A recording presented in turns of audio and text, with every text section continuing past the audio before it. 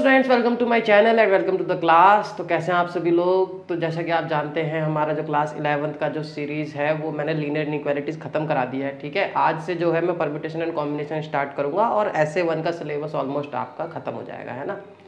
तो permutation combination को ख़त्म करूँगा, ठीक है, और उसके बाद जो है मैं रिवीजन करवाऊँगा उसको, है ना। उसमें मैं इंपॉर्टेंट क्वेश्चंस की सीरीज स्टार्ट करूंगा जो कि प्रीवियस ईयरली आए हुए हैं, है ना। अच्छे क्वेश्चंस हैं, सपोर्ट मटेरियल के क्वेश्चंस करवाऊंगा मैं, है ना। 1 शॉट वीडियोस टाइप में मैं डालूंगा, ठीक है।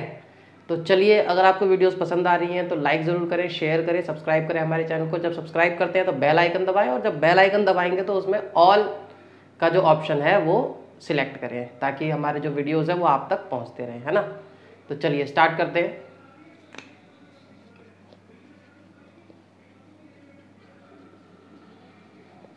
परमुटेशंस एंड कॉम्बिनेशंस, है ना। देखिए ये क्या है परमुटेशन एंड कॉम्बिनेशन। ये पहली चीज़ तो ये बहुत इंपॉर्टेंट चैप्टर है ना। ये सिर्फ आपकी क्या कहते हैं 11th 12th के लिए नहीं, बट अगर आप आगे कोई प्रिपरेशन करते हैं, ठीक है, कोई भी प्रिपरेशन करेंगे तो वहाँ पे भी आपको इंपॉर्टेंट होता है। फॉर एग्जांपल अगर आप गवर्नमेंट जॉब के आप प्रिपेयर करते हैं तो वहाँ पे भी आप ये चैप्टर पढ़ेंगे, है ना। वहाँ पे भी आप ये चैप्टर पढ़ेंगे, अरेंजमेंट के नाम से पढ़ेंगे। तो एक्चुअल में हम चीज़ों को यहाँ पे हम अरेंज करना ही सीखने वाले हैं, है ना, कि किस तरीके से हम इसको अरेंज कर सकते हैं, ठीक है। तो ये चीज़ है ना। तो देखिए अरेंजमेंट के नाम से आप पढ़ेंगे, है ना। तो ये तो थी इसकी इम्पॉर्टेंस, है ना। ये जनरल मैथ्स है, ठीक है ना। ये कोई बहुत स्पेशलाइज जैसे कि रिलेशन फंक्शन है उस टाइप का नहीं है, ये जनरल मैथ्स है ना। तो कहने का मतलब आपके आगे भी काम आएगा ये, है ना। तो देखिए परम्यूटेशन एंड कॉम्बिनेशन पढ़ने से पहले जो है हमें एक चीज़ पढ़नी है, वो है फंडामेंटल प्रिंसिपल ऑफ काउंटिंग, है ना। क्या है फंडामेंटल प्रिंसिपल ऑफ काउंटिंग, मतलब गिनने के लिए फंडामेंटल प्रिंसिपल, है ना। अब गिनेंगे क्या, अब देखिए एक्चुअल में हमें इस चैप्टर में ना गिनना ही है कि हम चीज़ों को किस तरीके से अरेंज कर सकते हैं। देखिए कैसे, है ना। एग्जाम्पल है आपकी बुक में, बहुत बढ़िया सा एग्जाम्पल दे रखा है कि मान लीजिए एक प्रॉब्लम है कह रहा है मोहन है ना। मोहन है, उसके पास 3 पैंट हैं, 3 पैंट हैं और 2 शर्ट हैं, है ना। 3 पैंट हैं और 2 शर्ट हैं, ठीक है। तो अब आपसे पूछ रहा है कि हाउ मैनी डिफरेंट पेयर्स, है ना, डिफरेंट पेयर्स कैन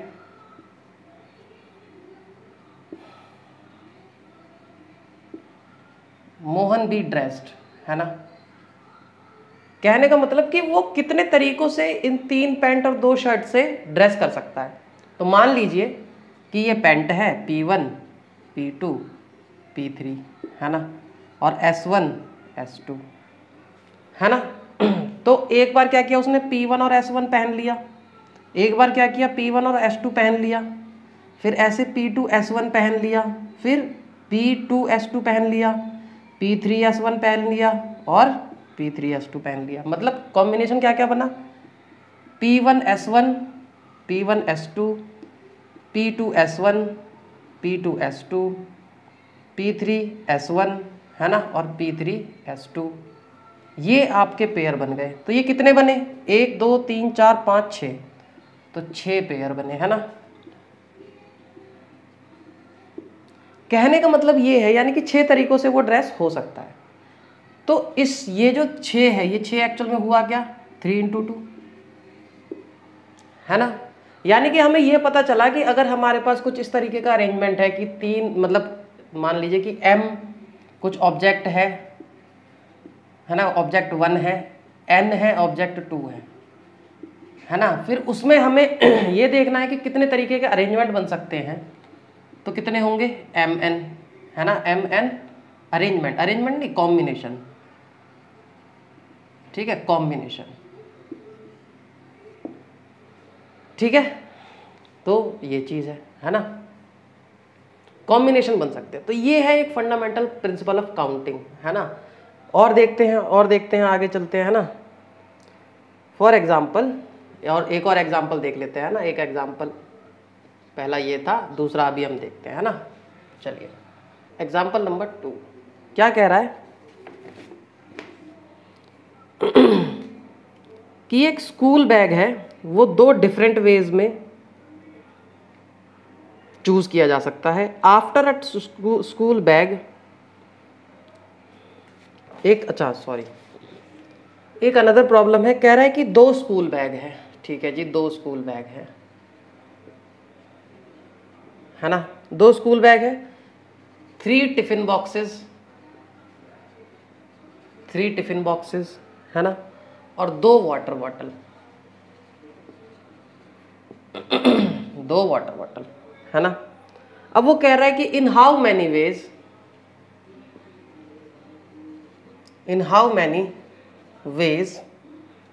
है ना, can we carry these items, है ना, ठीक है। तो ये चीज़ है। अब आप देखिए 2 चीज़ें थी तो किस तरीके से अरेंज किया। अब देखिए 3 है तो कैसे करेंगे, देखिए पहले हम क्या करेंगे कि भाई ये जो बैग है ये हमने लिए B1 B2, 2 बैग हैं, है ना।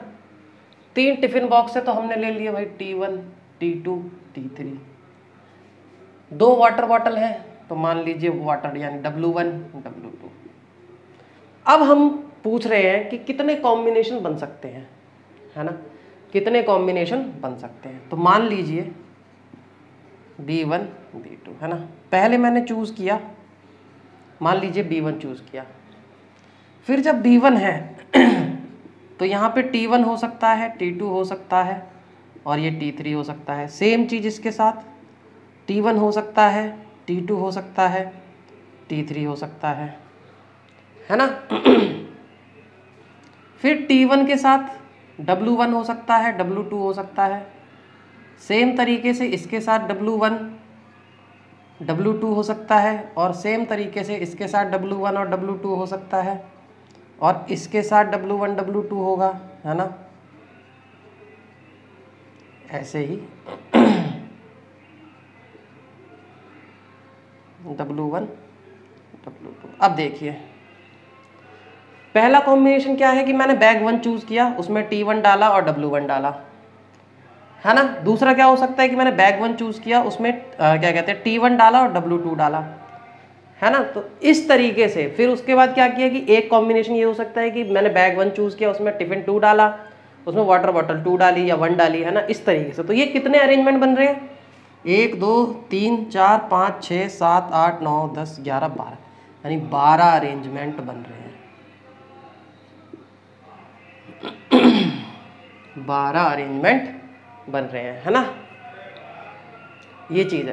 तो आपको ना अरेंजमेंट बनाने पड़ेंगे, है ना। और पहली चीज़ है कि आपको क्या कहते हैं चूज करना पड़ेगा कि हम डिसाइड करना पड़ेगा कि हम इसके अरेंजमेंट किस तरीके से बना सकते हैं, है ना। ये चीज़ें आपको बनानी आनी चाहिए, तो प्रैक्टिस लगेगी उसके लिए, सिंपल सी बात है ना।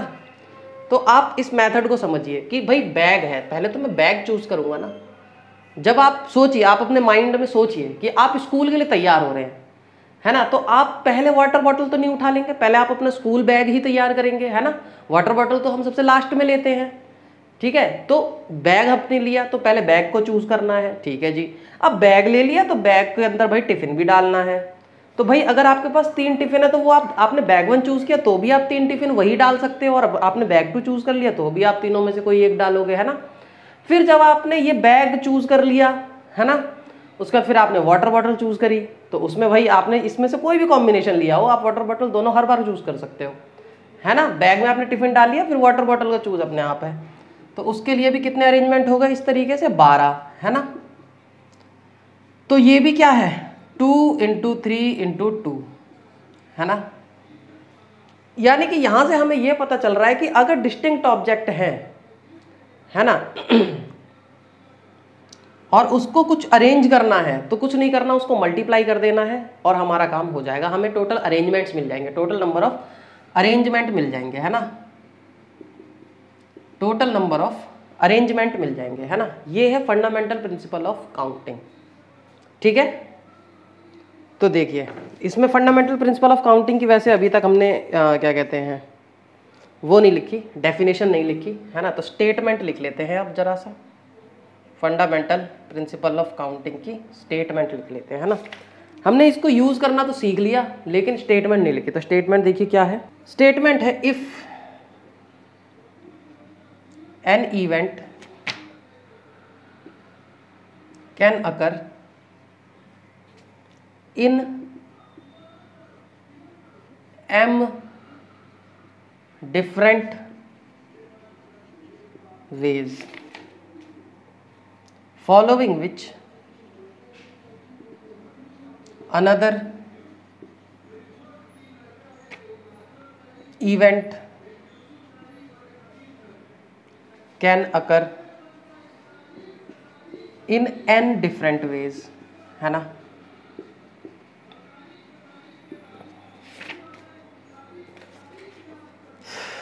Then the total number of occurrence of the events in given order, है ना, is m क्रॉस, है ना। ये है स्टेटमेंट, ठीक है, ये है स्टेटमेंट। तो इस तरीके से आप जो है कर सकते हैं, है ना। अब चलते हैं क्वेश्चंस पे, एग्जांपल्स पे, है ना। बहुत बढ़िया से क्वेश्चंस हम देखेंगे। चलिए देखिए एग्जांपल क्या कह रहा है। एग्जांपल नंबर 1 कह रहा है कि find the number of 4 letter words with और विदाउट मीनिंग, विद और विदाउट मीनिंग, है ना, हमें मीनिंग से मतलब नहीं है। और किसका कह रहा है ना, रोज, मतलब ये जो वर्ड है रोज, तो इसके जो लेटर्स हैं इनको हम अरेंज करते हुए हमें क्या बनाने हैं, वर्ड बनाना है ना, वर्ड बनाना है। तो वो ये पूछ रहा है कि कितने हम बना सकते हैं, है ना। तो देखिए किस तरीके से इस टाइप के क्वेश्चन करने हैं। पहली चीज तो ये देखिए कि ये चारों अलग अलग लेटर हैं, है ना। पहली चीज आपको ये देखनी है कि आपको जो वर्ड दे रखा है क्या उसके सभी लेटर्स अलग अलग हैं, क्योंकि लेटर्स को अरेंज करना है। अब मैं ये ऐसा क्यों कह रहा हूं कि क्योंकि अगर सेम है तो उसमें हमें दिक्कत आ सकती है ना। तो देखिए डिस्टिंक्ट है ना। तो मान लीजिए मैं क्या कर रहा हूं, 4 बॉक्स बना रहा हूं, है ना भाई, 4 लेटर्स का है ना वर्ड, ठीक है। तो अब हमें बात करनी है अरेंजमेंट की, चॉइस की बात करनी है हमें, है ना, चॉइस की बात करनी है। तो देखिए भाई अगर मैं एक डब्बे में मुझे एक ही लेटर देना है एक टाइम पे, अच्छा, तो अगर ये पहला डब्बा है ना, पहले डब्बे में मुझे इन चारों में से कोई एक देना है ना। तो इस डब्बे के लिए मेरे पास कितनी चॉइस हो गई, तो चॉइस के लिए मैं क्या करूंगा भाई, इन चारों में से कोई एक भी दे सकता हूं, कुछ भी दे सकता हूं। तो इसके लिए मेरे पास कितनी चॉइस हो गई, मान लीजिए कि 4 है ना, 4 में से एक दे दिया हमने, अब मुझे दूसरे डब्बे में भरना है, तो दूसरे डब्बे के लिए मेरे पास कितनी चॉइस बचेंगी, है ना। तो भाई कितनी हो गई, 4 में से एक तो यहाँ आ गया, तो इसके लिए मेरे पास कितनी चॉइस बची, 3, है ना। और अब अगर इसमें भरना है तो भाई 4 में से 2 तो मैं भर चुका हूं, तो इसके लिए कितनी चॉइस बची, 2, है ना, 2 चॉइस बची। तो अब 2 चॉइस बची, अब यहाँ पे तो एक ही बचा, तो यहाँ पे तो एक ही चॉइस है, भरनी पड़ेगी, ट्रिवियल है वो तो, है ना। तो टोटल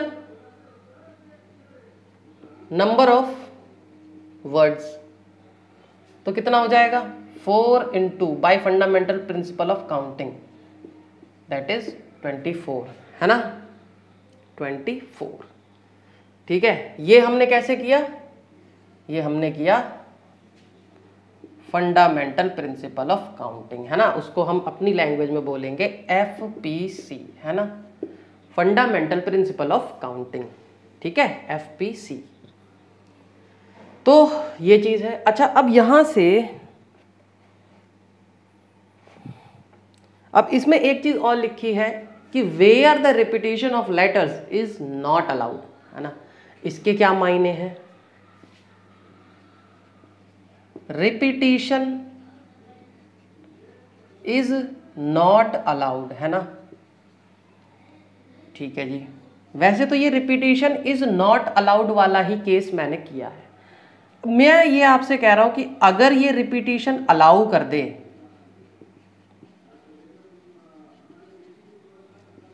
तो क्या हो जाएगा, है ना। तो देखिए इसमें हम रिपीटिशन इज अलाउड, रिपीट करना अलाउड है ना। इसमें हमने क्या किया था कि रिपीटिशन अलाउड नहीं था, इसीलिए हमारी चॉइसेस कम होती चली गई, है ना। अगर मुझे रिपीटिशन अलाउ कर दे, जैसे कि रोज है तो मेरे पास क्या है, आर है, ओ है, एस है और ई है। मुझे इसको अरेंज करना है, लेकिन मेरे पास एक एक्स्ट्रा कंडीशन है कि भाई रिपीटिशन अलाउ है। तो मैं क्या करूँगा, पहले वही 4 डब्बे बनाएंगे। डब्बे तो हमें बनाने ही बनाने हैं, बिना डब्बों के हमारा काम नहीं चलेगा, है ना। वैसे पुराने ज़माने में डब्बों के बिना काम चलता भी नहीं था, है ना। सुबह सुबह डब्बा लेके जाना पड़ता था, है ना। तो इंसान का और डब्बे का बहुत गहरा नाता है ना। तो चलिए उसको हम जिंदा रखे हुए हैं हमारी विरासत है ये।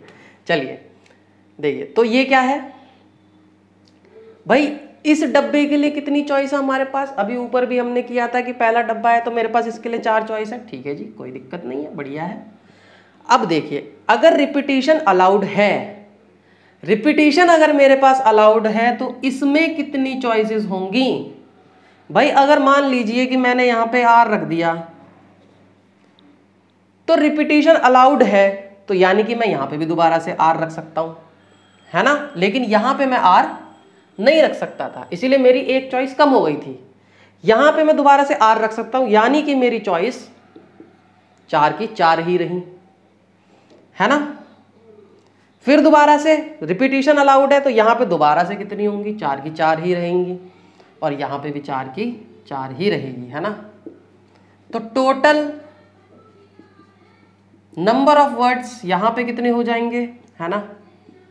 By FPC fundamental principle of counting कितना हो जाएगा, 4 × 4 × 4 × 4 दैट इज 4 की पावर 4। तो ये कितना हो जाएगा, 4 चौके 16, 16 चौके 64, 64 चौके हो गया तुम्हारा 256, है ना। 256 वर्ड्स हम टोटल मिला के बना सकते हैं, है ना। तो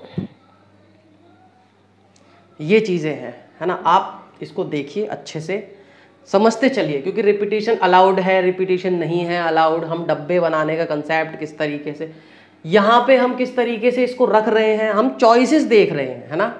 आप इन चारों में से किसी एक को रख के देख लीजिए। यहाँ पे मान लीजिए एस रख दीजिए। अब एस जो है वो यहाँ पे आ गया और रिपीटिशन अलाउड नहीं है, तो एस तो यहाँ से खत्म ही हो गया ना। सेकंड डब्बे के लिए कितने बचे, तो 1, 2 और 3 बचे, 3 चॉइस बची। 3 चॉइस में से आपने मान लीजिए इसमें से आर रख दिया यहाँ पे, ठीक है जी। अब रिपीटिशन अलाउड नहीं है तो ये हमारे पास अवेलेबल नहीं है, तो इसके लिए कितनी चॉइस बची, 2 बची, है ना। 2 बची तो इसमें से कुछ भी रख सकता हूँ। मान लीजिए मैंने ई रख दिया, ठीक है, ई रख दिया तो अब रिपीटिशन अलाउड नहीं है तो ये अवेलेबल नहीं है ना। तो लास्ट में क्या बचा, ओ, इस तरीके से, है ना। यहाँ पे क्या है कि रिपीटिशन अलाउड है, तो अगर मैं यहाँ पे कुछ भी रख दूं, यहाँ पे भले मान लीजिए मैंने ई रख दिया, लेकिन ई जब वो रिपीटिशन अलाउड है तो ई मेरे पास दोबारा इस डब्बे के लिए अवेलेबल है। इवन मैं चारों डब्बों में भी ई रख सकता हूँ, क्योंकि मेरे पास रिपीटिशन अलाउड है। और जब रिपीटिशन की बात आती है, नकल की बात आती है, रिपीट करने की बात आती है, तो हमसे आगे तो कोई है ही नहीं, है ना। हम बच्चों से आगे तो कोई है ही नहीं। हम बच्चों शुरुआत से पढ़ते रहते हैं, रिपीट करते रहते हैं, है ना। वही तो चीज़ें हम करते रहते हैं, तो हम जितनी मर्जी बार रिपीट करते रहे, है ना। तो ये चीज़ है, ठीक है। चलिए आगे चलते हैं, है ना।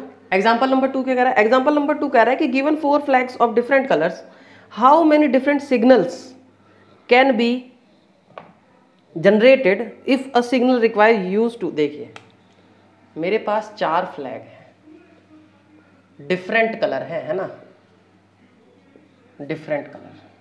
तो देखिए 4 डिफरेंट कलर सोच लीजिए अपने दिमाग में। मान लीजिए मैंने ले लिया रेड, एक ले लिया मैंने, एक तो हम ट्रैफिक सिग्नल वाले ले लेते हैं, है ना, वो ज़्यादा बेटर रहेगा। रेड, ऑरेंज, ग्रीन, एक मान लीजिए वाइट ले लिया हमने। ठीक है, हमारी मर्जी। अब वो कह रहा है कि कितने सिग्नल्स यहां पे जनरेट कर सकते हैं, सिग्नल्स, है ना, जबकि एक सिग्नल में 2 कलर चाहिए। ठीक है, एक सिग्नल में 2 कलर चाहिए। ठीक है जी। अब देखिए पिछला जो क्वेश्चन था मेरे पास लेटर्स 4 थे, है ना, लेकिन उसने बोला भी यही हुआ था कि भाई 4 लेटर वर्ड बनाना है ना। तो हमने 4 डब्बे बनाए थे, जितने लेटर का वर्ड बनाना था हमने उतने डब्बे बनाए। यहां पे 2 कलर का सिग्नल बनाना है तो 2 डब्बे बनाएंगे भाई, है ना, यहां पे 2 डब्बे बनाएंगे। अच्छा, अब आगे का पढ़ते हैं। कह रहा है कि if a signal use the 2 1 below the other, है ना, और वो कह रहा है डिफरेंट सिग्नल।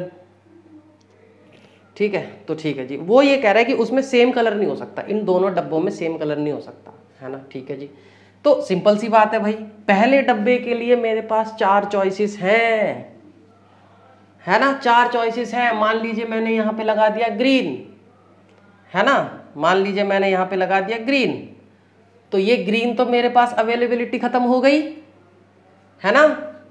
तो इसके लिए मेरे पास कितनी चॉइस बची, 3, है ना। तो भाई 2 क्या कहते हैं, 2 कलर का एक सिग्नल बनाना है तो 2 डब्बे बनाए, तो टोटल नंबर ऑफ सिग्नल कितने हो जाएंगे, बोलो बच्चों, तेजी से बोलो, है ना।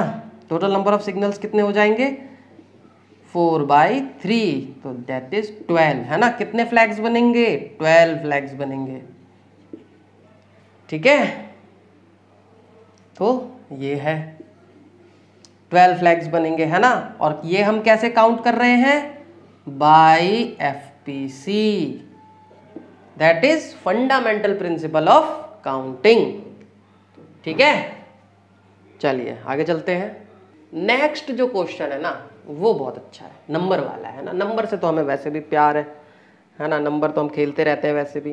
कह रहा है कि how many 2 digit even numbers, देखिए, है ना, ये इसने दे दिया ना ट्विस्ट, क्या दे दिया, 2 डिजिट इवन नंबर। एक तो 2 डिजिट का बनाना है और इवन बनाना है भाई, है ना। चलिए, फिर वो कह रहा है कि कौन कौन सी डिजिट है, 1 2 3 4 5 है। ठीक,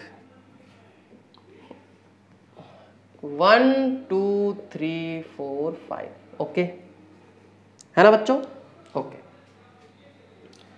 चॉइस कितनी दी उसने, 5, है ना। लेकिन अब देखिए, और हमें बनाना क्या है, 2 डिजिट का नंबर बनाना है, यानी कि डब्बे कितने बनेंगे,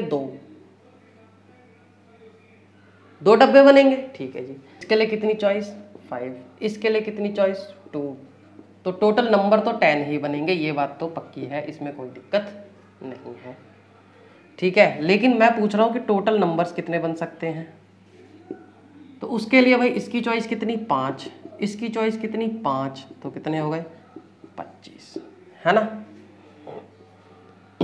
तो 25 में से 10 नंबर इवन होंगे तो 15 ऑड होंगे, वो आप निकाल सकते हो, हाँ जी निकाल सकते हैं, बिल्कुल निकाल सकते हैं, क्यों नहीं निकाल सकते हम। देखिए ऑड के लिए क्या करेंगे, इससे तो हमें कोई मतलब ही नहीं है, यहाँ पे ऑड होना चाहिए, तो इसमें ये 3 चॉइस, है ना, 15 ऑड, है ना। देखिए जब आप मैथ्स पढ़ रहे हैं ना, एक चीज आप सीखे, पोस्टमार्टम करना। पोस्टमार्टम करना, अरे सर पोस्टमार्टम करवाओगे अब, नहीं, क्वेश्चन का पोस्टमार्टम करना, है ना। जब आपको कोई क्वेश्चन दिया गया हो ना, तो आप उसका पूरा पोस्टमार्टम कर दो, जितनी नॉलेज आपने अभी तक पढ़ी है आप उस चीज को सारा अप्लाई कर दो। सिर्फ उसने इवन बोला है तो आप इवन तक मत रहो, आप ये देखो कि टोटल कितने होंगे, इवन कितने होंगे, ऑड कितने होंगे, 5 से डिविजिबल कितने होंगे, अगर आपसे पूछ ले। क्योंकि आपका जो एग्जाम में जो क्वेश्चन आएगा ना वो ऐसे ही आएगा, सीधा नहीं आएगा। ठीक है, सीधा नहीं आएगा कि आपसे पूछ लिया कि बेटा बताओ इवन कितने होंगे, ऑड कितने होंगे, है ना, ऐसे नहीं पूछेगा। अभी आप सीख रहे हो, हमारे बच्चे हो, सीबीएसई वालों के लिए आप बच्चे नहीं हो, आप बड़े हो गए हो। ठीक है। और CBSE वाले स्पेशली आपके स्कूल वाले जो है ना, आपकी गर्दन पे छुरी चलाने में बिल्कुल भी कोताही नहीं बरतेंगे, ठीक है। तो थोड़ा सा आप उसको मेहनत करके चलिए, है ना। चलिए चलते हैं आगे। Example number 4। एग्जाम्पल नंबर 4 क्या कह रहा है, find the number of different signal that can be generated arranged at least 2 flags in order one below the other। at least बोल रहा है ना, if 5 different flags are available, 5 flag हैं हमारे पास अवेलेबल, ठीक है। और एक फ्लैग में, है ना, एक फ्लैग में एटलीस्ट